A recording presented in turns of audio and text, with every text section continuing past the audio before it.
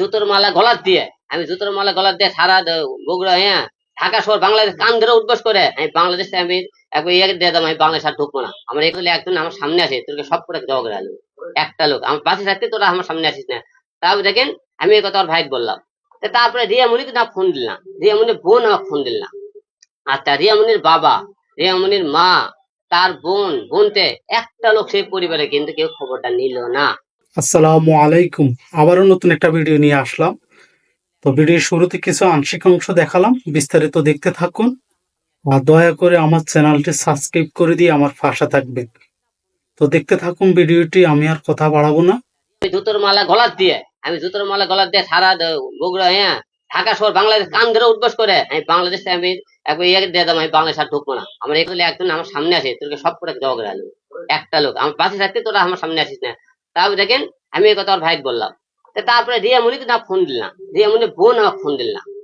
আচ্ছা, রিয়ামণির বাবা, রিয়ামণির মা, তার বোনতে একটা লোক সেই পরিবারে কিন্তু কেউ খবরটা নিল না। এবং যেদিন মারা গেল, মারা দেওয়ার দিনও কিন্তু সে খবর নিল না। তাহলে 32 দিন যখন রিয়া পালাম না, আমি তখন চিন্তা ভাবনা কোনো আমার মেয়ে কোনো কাকে নিয়ে যাচ্ছে। আমার মেয়ে যে মেয়ের কথা সে বলতেছে, পরিচয়ের কথা বলে, সেই মেয়ে আমার মেয়ে বান্ধবী হয়, তার সাথে সম্পর্কে করে তার কোনো তাহলে অকবর আসতে বলো। তা আমার মেয়ে আর উনি ওই জায়গায় থাকলো।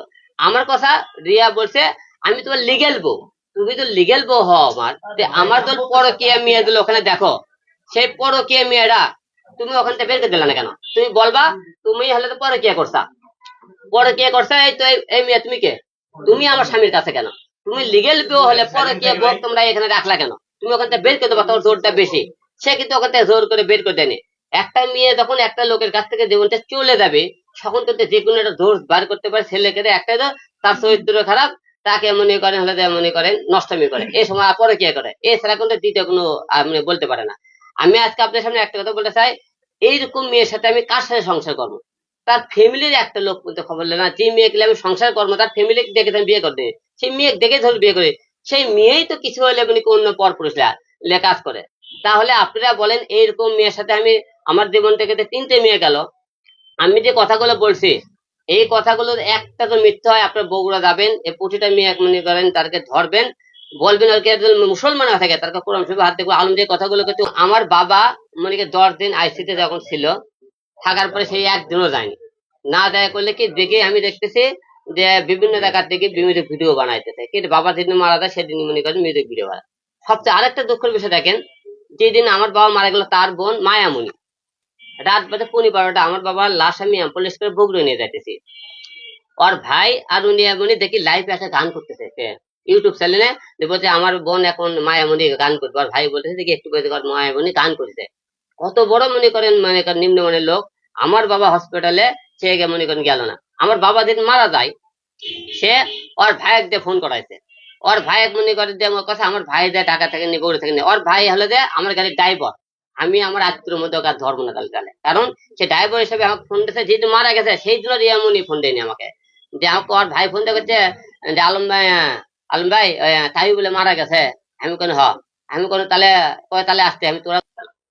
একটা মেয়ে মনে করি বাপা তার বউ স্বামীর কাছে সবথেকে মূল্যবান জিনিস। তারপরে মনে করেন আমি আমার একটা ছোট মেয়ে 13 বছর বয়স, আমি মেয়ে নিয়ে আসলাম কি হলে ঢাকা আপনি নিউরোথেন হসপিটালে আসলাম। এর মধ্যে আপনি ওই বলছে আপনি কিন্তু যে আপনি হিরো, আমি কিন্তু তার বাবার সেবা করছি। আমি বাবাকে যেদিন ঢাকায় নিয়ে আসবো, সেই দিন রাত্রির বেলা মনে করেন রিয়া একদিন আগে চলে আসে যে হসপিটাল বাবার সাথে, বাবা আমি হলে ঢাকায় গেছি, আপনি হলে ভালো থাকেন। সেই দিন কিন্তু ভিডিও গেছে আব্বার সাথে দেখা করে আসছিল, কিন্তু ঢাকা বগুড়োতে কিন্তু আসছে। এখানে আসার পরে সে এমনকি দীর্ঘ 32 দিন আমি যখন ঢাকা মনে করেন নিউরোথেন হসপিটালে থাকি, সে 1 দিন না 2 দিন এমনি গেছে, যাই ঘুরে আসে, বেশিক্ষণ থাকেনি, চলে আসে।